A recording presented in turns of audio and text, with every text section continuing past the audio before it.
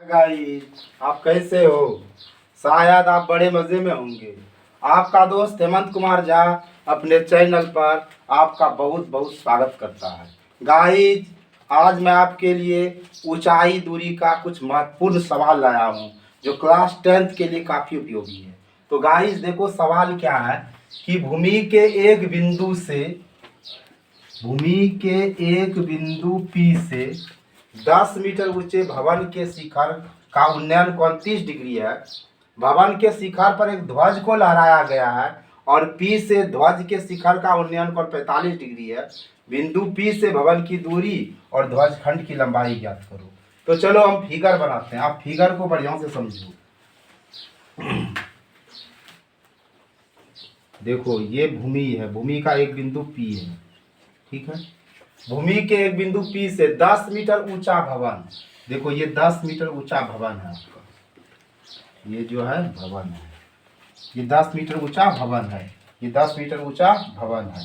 और बिंदु P से, वो कहता है बिंदु P से एक 10 मीटर ऊंचे भवन के शिखर का उन्नयन कोण, ये देखो भवन का शिखर है, इसका उन्नयन कोण कितना है? 30 डिग्री। तो 30 डिग्री बना दिए। भवन के शिखर पर एक ध्वज लहराया जा रहा है, इस पर एक ध्वज है, इस पर एक ध्वज है, ये देखो ध्वज है, ठीक है।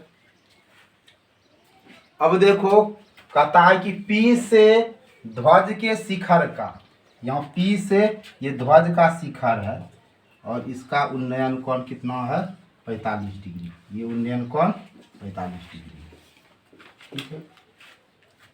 तो P से भवन की दूरी निकालना है और ध्वज खंड की लंबाई निकालना है। नाम रख दीजिए, इसका A, इसका नाम रख देते B, इसका नाम C, इसका नाम P, ठीक है। एक बार आप फिर से फिगर को समझ लीजिए। देखिए, ये BC आपका भवन है और यह CP जमीन है और जमीन का एक बिंदु P से ये भवन के शिखर का उन्नयन कोण 30 डिग्री है और झंडा का, ध्वज का जो शिखर है इसका उन्नयन कोण 45 डिग्री है। तो आपको निकालना है बिंदु P से भवन की दूरी और ध्वज खंड की लंबाई, ठीक है। तो सबसे पहले आप इस त्रिभुज को पकड़िए, BCP को, त्रिभुज BCP में, त्रिभुज BCP में, ठीक है। हम लोग tan 30 पकड़ते हैं, tan 30 बराबर P/B होता है। tan 30 इसलिए पकड़ेंगे कि देखो ये P दिया है और B निकालना है, तो P और B tan को दिखाता है। और tan 30 का वैल्यू होता है गाइस 1/√3 और P देखो क्या है, 10 है तो 10 लिख दिए और B के जगह पर क्या लिखेंगे? ये PC, ये PC। और ये हम लोग को निकालना भी है, बिंदु P से भवन की दूरी यानी PC है, ये PC निकालना भी है। अब देखो क्रॉस मल्टीप्लिकेशन करो, PC एक PC बराबर 10 गुना √3, 10√3। आप यहाँ √3 का वैल्यू 1.732 रख सकते हैं, नहीं भी रखिएगा तो कोई दिक्कत नहीं है। अब आइए हम लोग ये ध्वज खंड की लंबाई निकालते हैं। इसके लिए आपको ये पकड़ना पड़ेगा त्रिभुज ACP में, त्रिभुज ACP में, ठीक है। देखो ACP में क्या पकड़ रहे हैं हम लोग? tan 45 पकड़ रहे हैं, tan 45, tan 45 बराबर क्या आ जाएगा? P/B और tan 45 का वैल्यू 1 होता है। यहाँ P क्या हो गया? AC, तो यहाँ AC लिख दिए और B देखिए ये PC कितना निकला? ये 10√3 निकला है, तो 10√3 लिख दिए। यहाँ कुछ नहीं है तो 1 है, क्रॉस मल्टीप्लिकेशन करते हैं, AC एक AC हो गया और 10√3 गुना 1 करेंगे तो 10√3 हो गया, ठीक है। AC आपको मालूम हो गया, लेकिन यहाँ ध्वज खंड की लंबाई AB निकालना है ना, तो AB बराबर क्या होगा? देखिए यह AC में BC को आप घटा दीजिए तो आपका AB निकल जाएगा, इतना बड़ा AC में आप किसको घटाइएगा? ये BC को, तो आपको क्या निकल जाएगा? AB निकल जाएगा। AC देखिए आपका क्या है? 10√3 माइनस BC, BC आपका कितना है? 10 है, BC 10 लिख दीजिए। आप इसको और आगे भी बढ़ा सकते हैं, 10√3 माइनस 10 गुना 1 लिख दीजिए। 10 आप कॉमन ले सकते हैं, ले लीजिए। √3 माइनस ये 10 निकल गया, बचा 1, इतना क्या हो गया आपका? मीटर, ये मीटर में है तो मीटर लिख दीजिए। अगर आपको और स्टेप बढ़ाने का मन है तो बढ़ा सकते हैं, नहीं बढ़ाइए आप, कोई दिक्कत नहीं। बढ़ाने का मन है 10 और √3 का वैल्यू लिख सकते हैं 1.732 है, यहाँ -1 है। 10 गुना इसको घटाइएगा तो क्या हो जाएगा 1.732 में 1 को घटाइएगा, फिर से भी घटा सकते हैं 2 3 7, यहाँ पॉइंट 1 में गया 0, यहाँ आपका हो जाएगा 0.732। अब इसको गुना कीजिए 10 से तो 732 0, 3 अंक के बाद दशमलव बैठेगा 1 2 3, ये भी 7.32 मीटर। तो गाइस आप इसको समझ लिए, हम इसको क्लियर करते हैं। गाइस अब देखो नेक्स्ट सवाल क्या है, जब देखो इसको फिगर पर पहले ध्यान दो कि 1.5 मीटर लंबा एक प्रेक्षक है। ये देखो 1.5 मीटर लंबा एक प्रेक्षक है। ये प्रेक्षक किस पर है? जमीन पर है। ये जमीन बना दी है। एक चिमनी से 28.5 मीटर की दूरी पर है। ये देखो ये चिमनी है, ये चिमनी से 28.5 मीटर की दूरी पर प्रेक्षक है।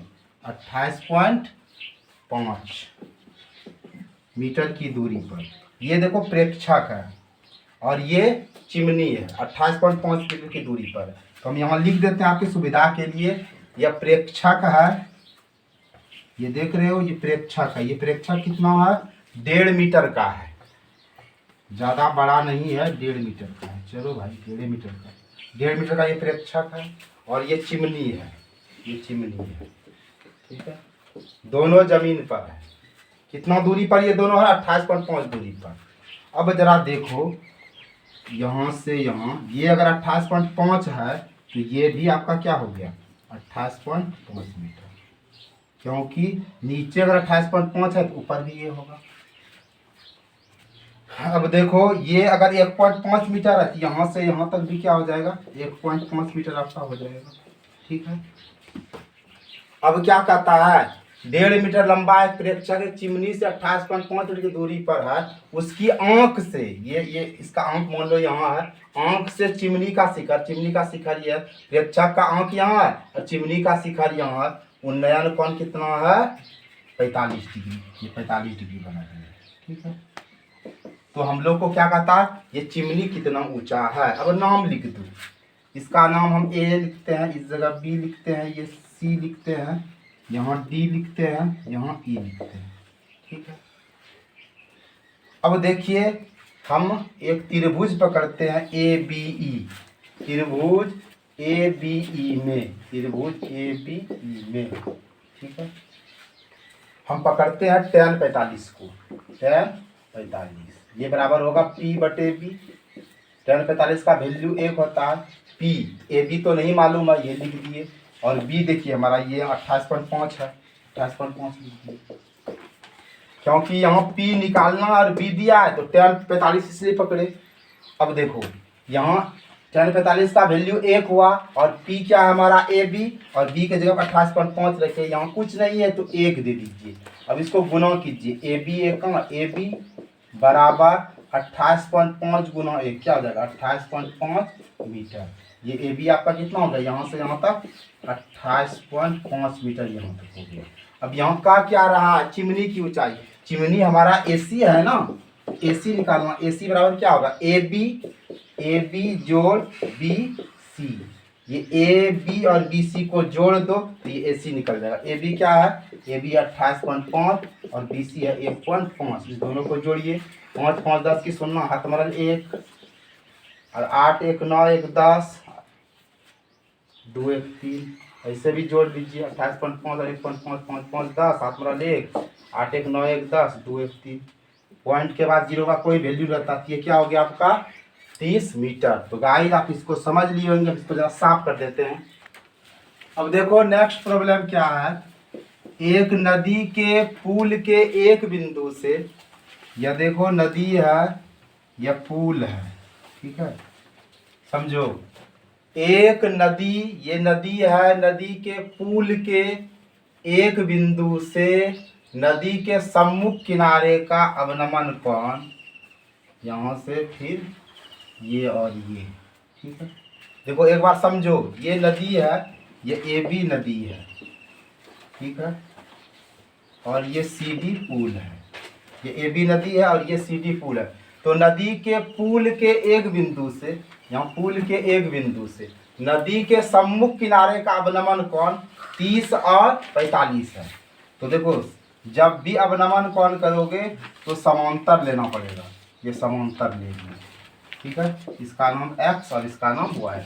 ये नदी के समांतर लेंगे। ये देखो ये सीधी पुल है, ठीक है। और नदी के सम्मुख किनारे पर अवनमन, यहाँ इस बिंदु से सम्मुख किनारे का अवनमन कोण 30, ये 30 है और ये 45 है, ठीक है। ये 30 है तो ये एकांतर कोण भी 30 हो जाएगा। ये 45 है तो ये भी क्या हो जाएगा, 45 हो जाएगा, ठीक है। अब यदि पुल के किनारे से 3 मीटर ऊंचाई, ये ऊंचाई कितना, यहाँ से यहाँ तक 3 मीटर है ये ऊंचाई, ठीक है। तो क्या कर रहा है, नदी की चौड़ाई निकालना है, ये नदी की चौड़ाई यानी AB निकालना है। तो चलो ठीक है। अब इसमें देखो इसमें 2 त्रिभुज बन रहा है DCA, पकड़ो त्रिभुज DCA में, ठीक है। tan 30 पकड़ो, tan 30 ये बराबर क्या हो जाएगा P/B। tan 30 का वैल्यू 1/√3 होता है। P देखो क्या है 3 है और B देखो क्या है AC है, तो AC लिख दो। अब क्रॉस मल्टीप्लिकेशन करो, AC कौन क्या हो जाएगा, AC बराबर 3 गुना √3 क्या हो जाएगा 3√3, ठीक है। अब ये वाला त्रिभुज पकड़ो, ये वाला त्रिभुज यानी DCB, त्रिभुज DCB में, ठीक है। इसमें क्या पकड़ो, tan 45 पकड़ो, tan 45 बराबर P/B। tan 45 का वैल्यू 1 है, P तो दिया ही है ना 3 और B निकालना है, ये BC निकालना है। अब देखो कोना कोनी गुना करो, BC एकम क्या हो जाएगा, BC बराबर 3 एकम क्या हो गया 3, ठीक है। BC भी निकल गया 3। अब हम लोग को क्या कहता है निकाले, नदी की चौड़ाई यानी AB निकालना हम लोग को। तो AB बराबर क्या हो जाएगा AC जोड़ BC।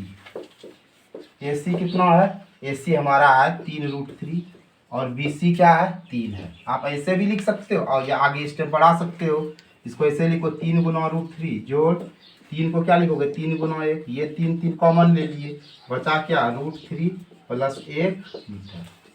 आप इसको समझ लिए होंगे, हम इसको क्लियर करते हैं। चलो देखो गाइस नेक्स्ट सवाल क्या है कि भूमि के एक बिंदु से 20 मीटर ऊंचा भवन, देखो ये भवन है और ये जमीन पर है, ठीक है। भूमि के एक बिंदु से 20 मीटर ऊंचे भवन के शिखर पर लगी एक संचार मीनार। अब देखो इस पर मीनार लगा हुआ है, ये मीनार, तो ये क्या है 20 मीटर ऊंचा भवन है, ये 20 मीटर ऊंचा भवन है, ये भवन है, ठीक है। ये 20 मीटर ऊंचा आपका भवन है। भवन के शिखर पर एक मीनार है, ये मीनार है, ठीक है। अब मीनार के तल, ये मीनार का तल है, देखो नाम लिख देते हैं, ये AB मीनार है। ये मीनार का तल और शिखर का उन्नयन कोण, ये तल का उन्नयन कोण और शिखर का उन्नयन कोण, और ये शिखर का उन्नयन। तल का उन्नयन कोण कितना है, तल का उन्नयन कोण 45 डिग्री है और ये शिखर का उन्नयन कोण कितना है, शिखर का उन्नयन कोण आपका 60 डिग्री है, ठीक है। अब नंबर यहाँ से लिख देते हैं ABCD। एक बार फिर से फिगर को समझिए आप।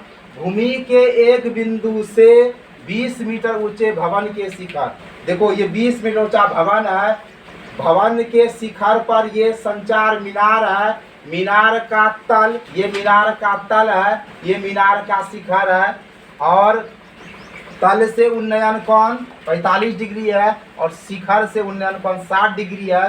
तो हमें मीनार की ऊंचाई ये AB निकालना है, ये AB निकालना है, ठीक है।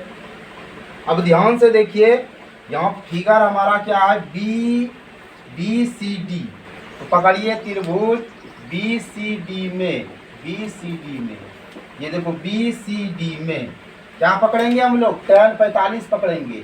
tan 45 बराबर हो जाएगा P/B, क्योंकि P दिया है और B निकालना है। यहाँ tan 45 1 हो गया, P देखो क्या है 20 है और B देखो नहीं मालूम है तो CD लिख दो, यहाँ कुछ नहीं है तो 1 है, कोना कोनी गुना करो, CD है तो CD हुआ बराबर 20 से कौन क्या हुआ 20 मीटर।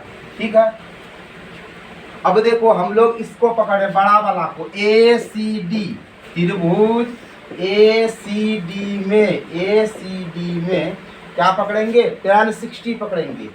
tan 60 बराबर यहाँ हो जाएगा P/B, और tan 60 का वैल्यू √3 होता है। P यहाँ क्या हो गया, AC, तो P के जगह पर लिखे AC और B के जगह पर लिखे CD। ठीक है, अब देखो यहाँ लिखते हैं √3 AC तो नहीं मालूम है, रहने दो AC को, और CD, ये CD कितना निकला है, ये 20 निकला, यहाँ 20 दे दो, नीचे कुछ नहीं तो एक AC, एक AC, और 20 गुना √3 क्या हो गया, 20√3। लेकिन हमें निकालना क्या है, मीनार की ऊंचाई AB निकालना है। आप AB निकालोगे तो क्या करोगे, ये AC में ये BC को घटा दो, ये पूरे में इतना सा घटा दो, इतना सा को घटा दो, तो आपका ये AB निकल जाएगा। यानी AC घटाओ आप क्या लिखोगे, BC। ठीक है, AC आपका क्या निकला है, 20√3 निकला है, और BC कितना है, 20 दिया है। आप ऐसे भी लिख सकते हो, या थोड़ा सा स्टेप बढ़ाना है तो बढ़ा दो, लिखो 20 गुना √3 माइनस 20 गुना 1, ये 20 कॉमन ले लो, बच क्या जाता है, √3 माइनस 1 मीटर। आई होप आप आज के वीडियो को बड़े मज़े से समझे होंगे। वीडियो वाचिंग के लिए आपको बहुत बहुत धन्यवाद। जय हिंद, जय भारत।